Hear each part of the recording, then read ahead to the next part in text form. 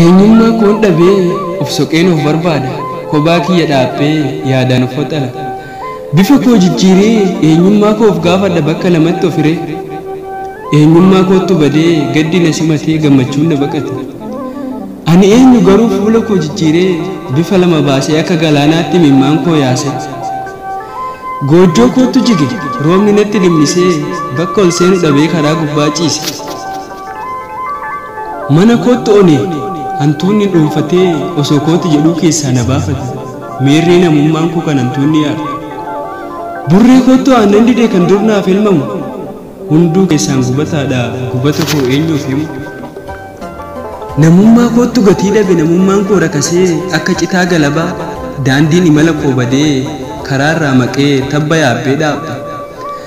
gufuun natti baay'atee miila koo taraara halkan abjuudhaan ciisee gamoo walirraan ijaara deddeemeen of gaafadhaan eenyu jedhee ba'aa namni hin baane duuda kootti baadhee keessa kootti cuqqaalee citii gurguddaa ammas deemaan jira eenyummaa koon barbaada akka miila mata'ee anuu silaa tokkicha miila lama qaba eeyyan ittiin jirachaa harkas lama qaba ittiin hojjetachaa cinaachas lama qaba yoo tokkoon madaa'e tokkotti hirkachaa ammas hin arganne deebiin koo na dhibde akkamiin naaf galti eenyummaan koo badde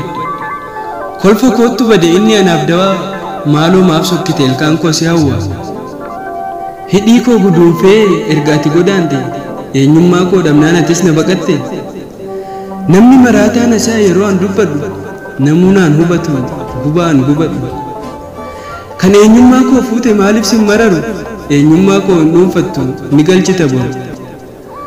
hardhaaf cuqqaalamee osoo dubbii qabuu keessa kootti awwaalamee ifaan mana kootii harka kootiin dhaamee jedhaa jiraadha gurri koos narrafu gartokkeen qaama kootu bakkee jira akka muka raafu